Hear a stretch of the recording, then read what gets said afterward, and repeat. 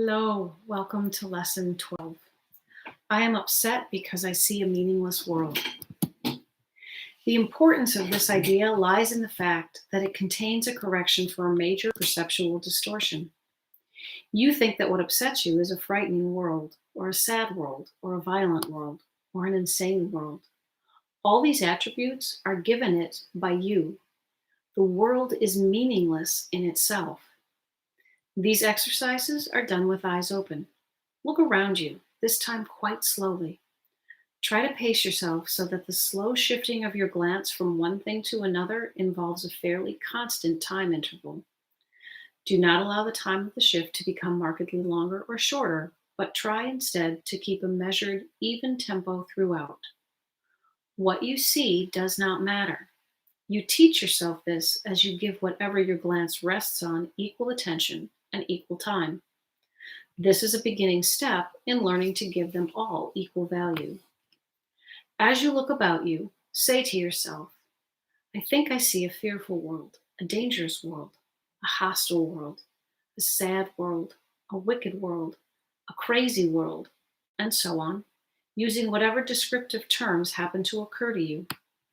If terms which seem positive rather than negative occur to you, include them. For example, you might think of a good world or a satisfying world. If such terms occur to you, use them along with the rest. You may not yet understand why these nice adjectives belong in these exercises, but remember that a good world implies a bad world, and a satisfying world implies an unsatisfying one. All terms which cross your mind are suitable subjects for today's exercises. Their seeming quality does not matter. Be sure that you do not alter the time intervals between applying today's idea to what you think is pleasant and what you think is unpleasant. For the purposes of these exercises, there is no difference between them. At the end of the practice period, add, but I am upset because I see a meaningless world.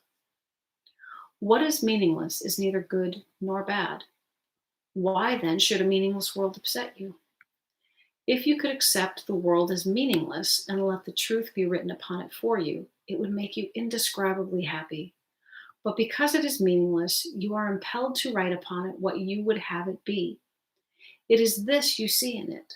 It is this that is meaningless in truth. Beneath your words is written the word of God. The truth upsets you now, but when your words have been erased, you will see his.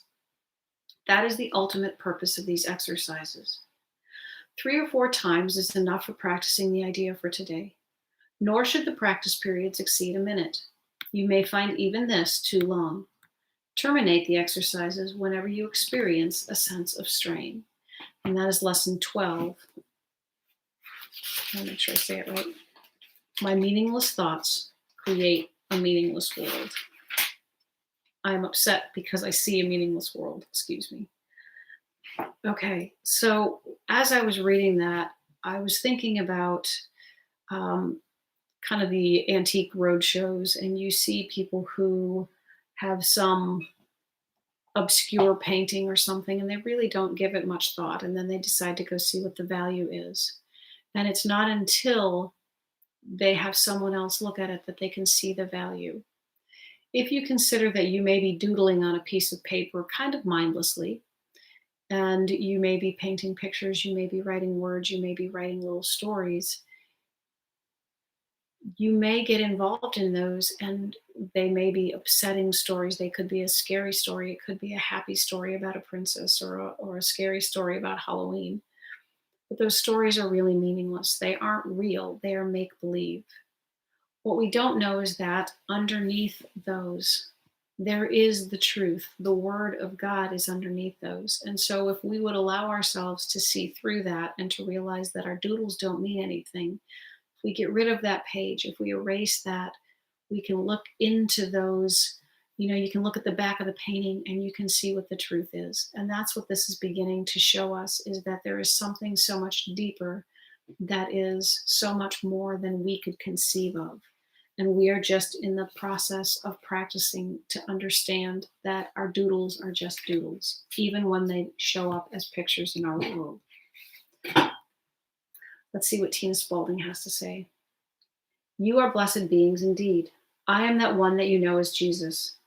As we make headway through these lessons, we are pleased you are with us on this magnificent journey into peace, for that is what these lessons will bring you. The stories you lay on the world cause you suffering. The judgments you hurl at people, places, things, and experiences upset you. You believe the world upsets you, but the projection of your judgment onto others disconnects you from love. Love brings you peace. This is the great change of heart we ask you to make as you go through these lessons. The understanding that if you observe something with judgment and you begin to suffer, you have a choice whether you suffer or not. It takes a great evolutionary leap in your mind to see this truth. You will never be the same after you realize that every time you suffer, you have caused it with unloving thoughts about yourself, something, or somebody else. In that realization, you understand the choice between freedom and suffering. The state of mind in the 3D world reflects the training by religion, parents, culture, commercials, television, and banking institutions, to name a few, and programs you judge to separate. Separation is, in fact, your natural state. How do you know? You appear in a separate body with separate secret thoughts, manifested in physical demonstration of your belief in separation. Ultimately, when you remove your belief in separation from your consciousness, you no longer have a seemingly separate individual body. You connect with everything and everyone.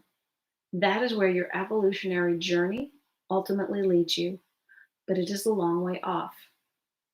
In each moment, you choose not to judge, but instead understand the story you lay on the world is yours and not everyone else's. You have the freedom to change.